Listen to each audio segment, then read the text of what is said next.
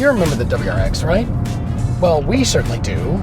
In fact, we recommended the WRX so often, so many times on our podcast and elsewhere that we actually stopped taking submissions where the answer was WRX. Let's just say you're looking for a four-door manual, all-wheel drive, turbocharged car, and you've got about $25,000 to spend. We would recommend the WRX constantly. We talked about it less because it was a known commodity and it was improving at an absolute glacial pace. So as a result, there wasn't something new or interesting to talk about in the Subaru WRX. The 2022 WRX was reintroduced on Subaru's global platform as the VB generation, but we're wondering what else competes against this car. As an affordable, four-door, do-it-all, dad car, fun car, well, the Elantra N has kind of stolen the Subaru's thunder. Now I know that the Elantra N is only front-wheel drive. But truly, if you're looking for something with driving feel, the Elantra N cannot be ignored. Great cars, great roads, and all the reasons we love to drive. Road trips, comparisons, test drives, and podcasts. This is Everyday Driver.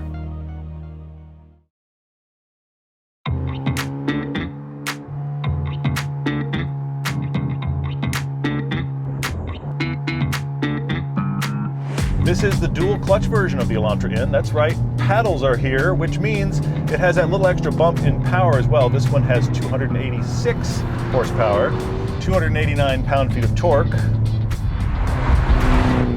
So it's more than the Subaru, but they're very comparable in terms of power output.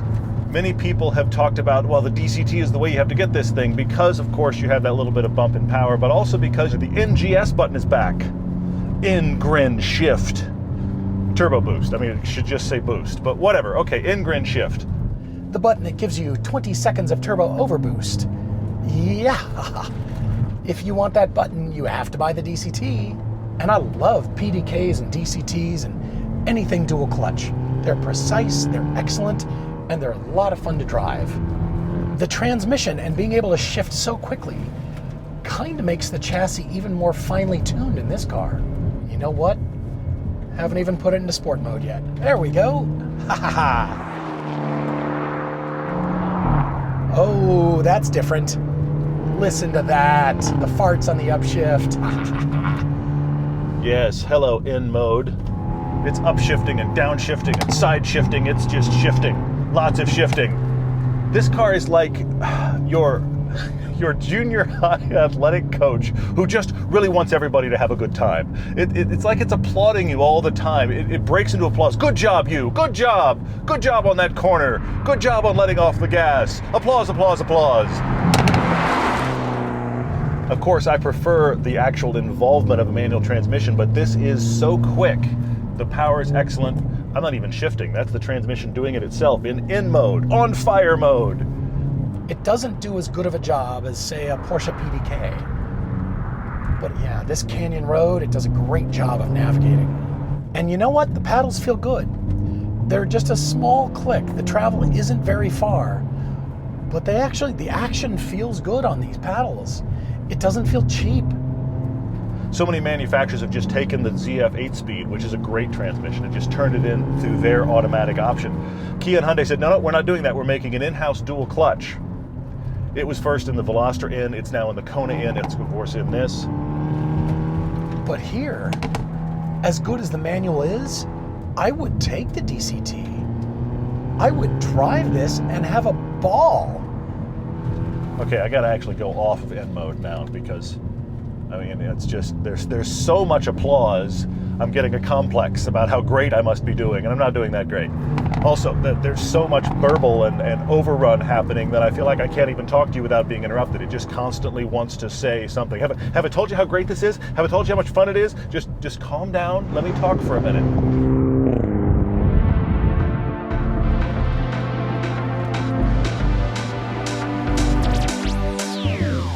We're out here on one of our favorite twisty roads, and I am reminded of the power this engine makes. By the way, it's a new 2.4 liter engine, but it's not new. It's the same one in the Outback and the Ascent. 271 horsepower, 258 pound-feet of torque, which is a lot for a WRX. In fact, that's upper levels of what they've ever come with. Technically, this is slower and less powerful than the Elantra, but I think you'd have trouble telling. And I always remembered the light switchy nature of this car. I always remembered how you would wait for it, like you're watching a trebuchet. You sort of wind up and you're watching the steps and counting down to when the payload gets launched into outer space. This has a torque curve that's been improved from prior WRXs, and it does have power pretty much right away. There's no sensation of it's gonna get more later. It feels like, oh, this has got quite a bit of power the minute you breathe on the accelerator. And I cannot discuss the power without telling you about the big news. It has a CVT. That's right, a CVT. Everywhere Subaru refers to it, they refer to it as how awesome this transmission is, how much fun it is, which is the Subaru Performance Transmission. It's the automatic, it's the SPT. It's a CVT. It's a continuously variable transmission. Why on earth would Subaru put a CVT in a performance car? I'm still not sure. And I wasn't sure until I drove it. If you've ever wondered, does anybody make a great continuously variable transmission? Yes, the answer is Subaru, and they've done it here in the WRX. I mean, Subaru is claiming 30% quicker upshifts and 50% faster downshifts. And they're right. This feels just like the DCT. I'm shocked. Every now and then it'll drag a shift and you go, oh, that's right, this is that different kind of transmission, isn't it? This isn't a normal transmission. But you're not gonna care, because most of the time it's so fast and so fun. The ratios go by really quickly. Of course, they're all made up ratios because it's a CVT. But Subaru has mastered how to take a CVT, which is typically the killer of all fun, and turn it into a great automatic transmission for this car. I'm genuinely very impressed. I don't have any complaints about the transmission, and I would say if you want the auto, get this one. As impressed as I am with how good it is, I'm curious about how long it will last, and I can't stand how it sounds. And I'm talking in regular driving, just driving around. I'm willing to accept more mechanical thrash. When we're hooning cars, I'm willing to accept that. But just driving around, I don't like how this sounds. That's the problem with CVTs. You'll never be able to get rid of the sound just because of the inherent construction. I do think the power in this car feels underreported. I mean, that 271 horsepower, 258 pound-feet of torque, this feels like more than that.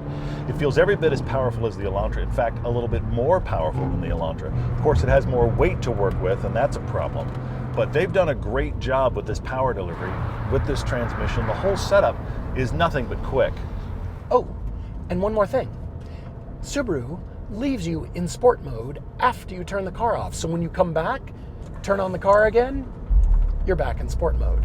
The Elantra does not do that. Many cars do not do that. Hello.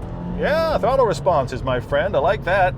Now, part of that is the Sport Plus tuning, which really does help. If I go back here to comfort, now the accelerator fell asleep. I mean, there's a lot of effort to be like, oh, we're doing something. I mean, there's major changes here, not just in the suspension, but also in the way the car responds. Everyday Driver is brought to you by Griot's Garage. Use the code EDRIVER for 10% off your order.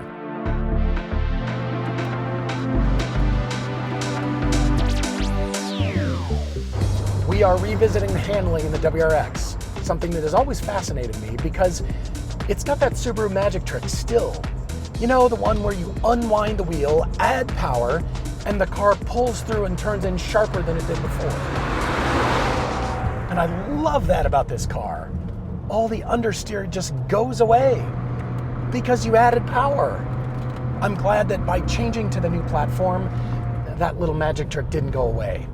It also comes with fully adjustable dampers. When you actually hit the mode button down here on the steering wheel, things actually change in the ride and handling. Suspension did get stiffer.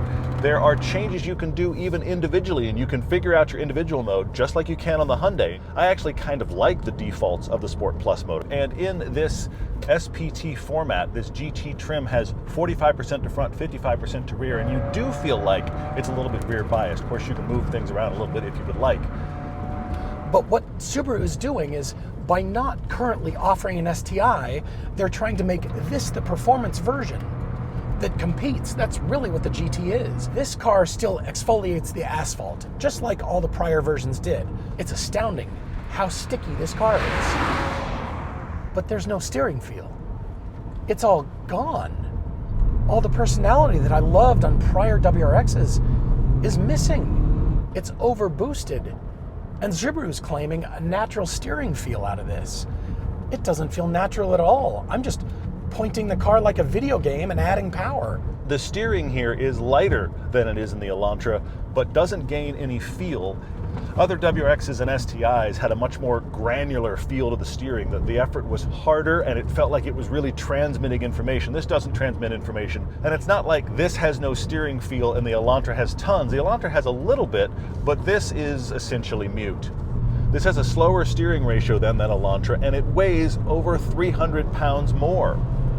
Now, the all-wheel drive system and the CVT itself add to some of that weight, but it doesn't take away any of the capability that this has. This still feels incredibly good on the back road, and it just chews through things with a lot of agility.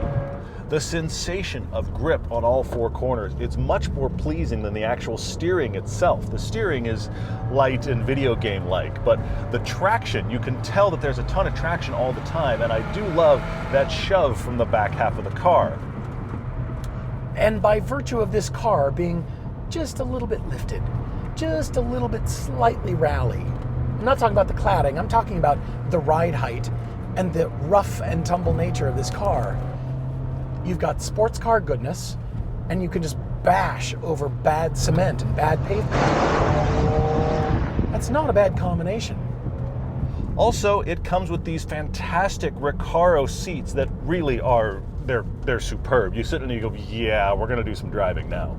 This makes you feel like you want to take it to the track, but yet they're comfortable for commuting. If I go back down here to comfort mode, I'm just gonna chill for a minute. Yeah, you can just chill in your WRX now. Just calm down.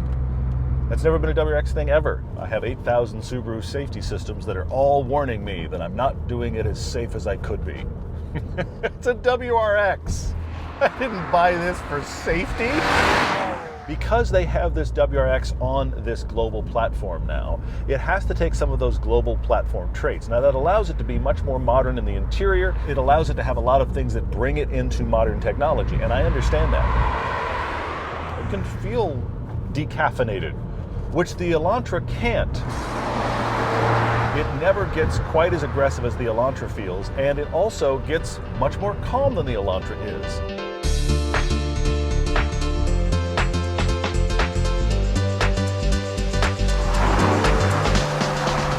It's really just a battle of alternative transmissions in these two cars. And yes, again, I know this is front-wheel drive, but you know what? There's more engagement here because you get that limited slip, the corner carving differential, which is something the Subaru doesn't have. The handling on the Elantra N is so good you forget what the drive wheels are. I mean, yes, you can reveal it, it's front wheel drive, there's nothing at all helping you on the back half of the car, and you know that physically you must be murdering the front wheels, but it hides it so well. You so rarely feel like you're even approaching the edges of this car in a corner, and you can just chuck it in. There's resistance here to the steering wheel. It's not so light and overboosted, and the faster you go, the better it gets. It's one of those. This Elantra has a sharper steering rack than the one in the WRX, and that combined with the way they have set this up for turn-in, you can completely fine-tune your corner. Front-wheel drive, rear-wheel drive, don't even care. Just put it exactly where you'd like the car. That's a feeling that exceeds the steering in the WRX.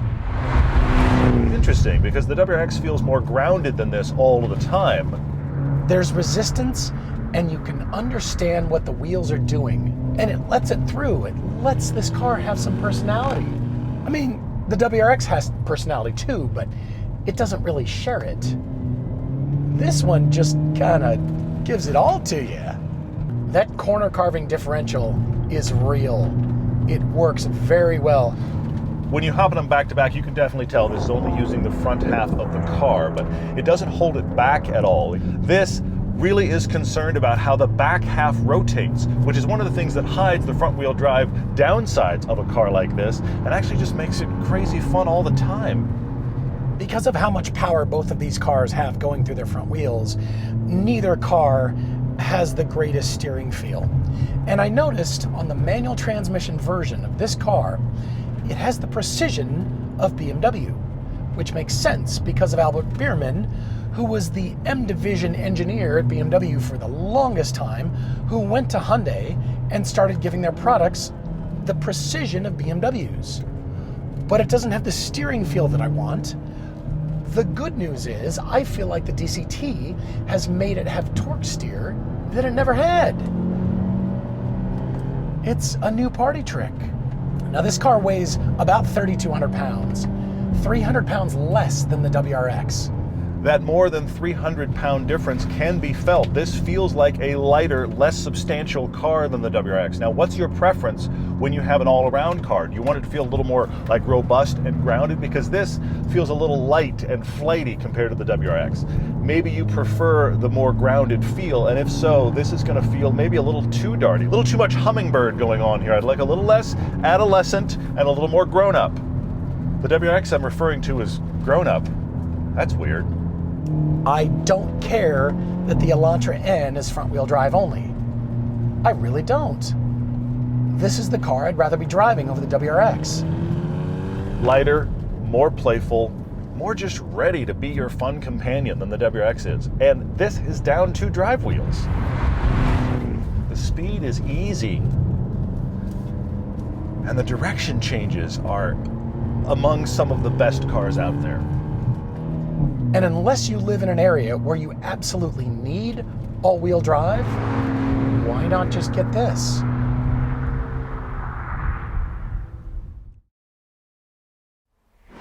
Everyday Driver is brought to you by PowerStop.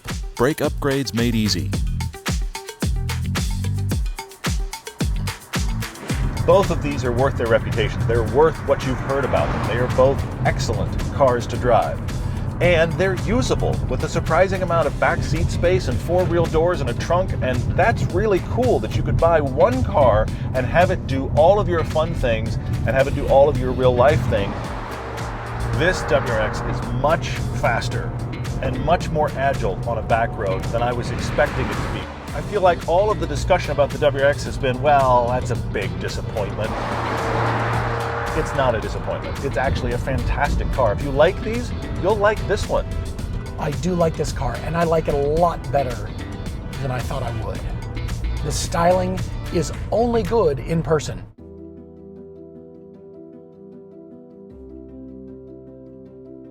When I saw photos of this car, I had dry heaves. And then in person, my attitude has totally changed. It looks aggressive. I don't think this is necessarily an attractive generation, and it also falls prey to the current Subaru trend of everything should have body cladding. Worked well for Pontiac, didn't it? I've noticed that the lines on this car are very suggestive of the cool concepts that Subaru has shown us over the years. The body side is tall, the greenhouse is compact and low, which means it's got this rally look, except there are no rally cars that have as much black plastic cladding as this one does. But Subaru spent a lot of time talking about the body cladding on this. In fact, the texture of the under tray and also on these fender flares is a special texture for aerodynamics, so it's slippery. Okay, there's actually vents behind the wheels on the front body cladding. There have been conversations here about aero in an attempt to make this body cladding not just be here and look like a Subaru thing, but also make sense. As far as the interior layout is concerned, I feel like the instrument panel is like a glass cockpit.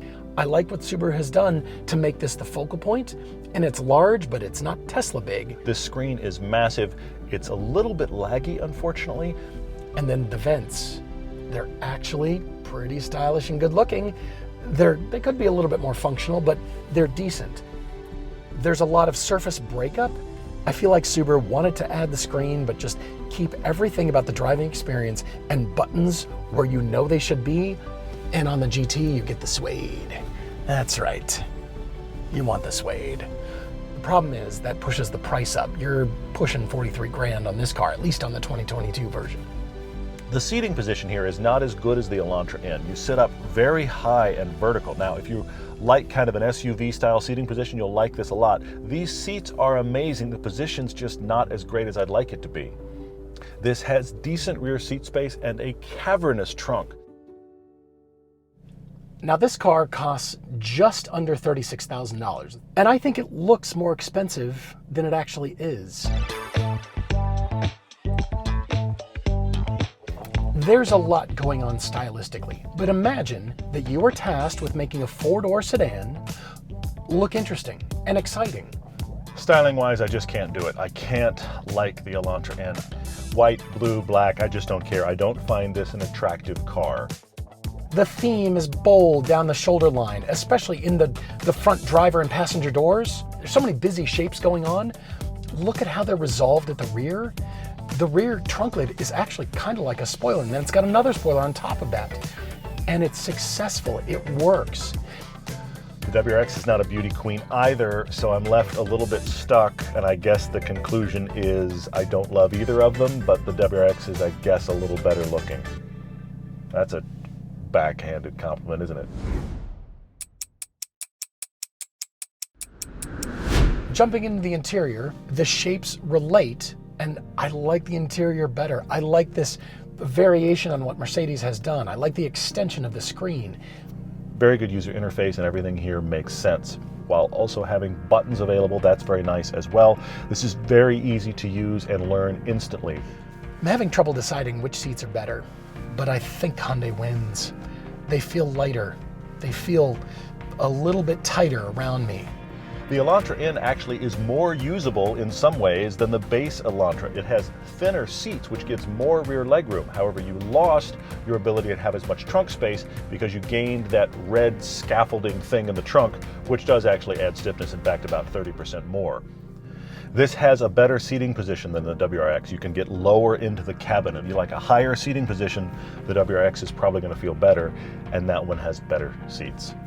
And the seat bottom cushion, this is excellent. I want to spend time here. The Recaros are great in the WRX. I think the Hyundai has a slight advantage here.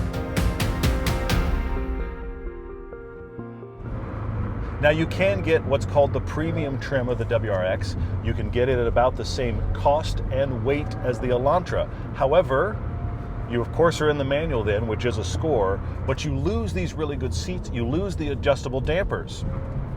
Those are things that actually make this WRX even more of a standout. And if you get it down to the prices you would expect the WRX to be, then those things are gone. I cannot tell you to buy this car because as good as it is and as much fun as I'm having, I'd rather have a manual transmission. And if I'm gonna buy a car, I'd rather have the manual version of the Elantra.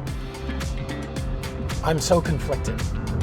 I'm impressed with what Subaru has done, and the choices they've made are absolutely justified to put this combination of engine and transmission together. I feel like this car has its own personality, but it's hiding it from you. It's not really willing to share. What we're left with is a very fun car and a very capable car, probably beyond what you've heard about this generation WRX. Certainly better than I was led to believe. I do think the Elantra is a little bit more fun, and it's significantly cheaper, even loaded.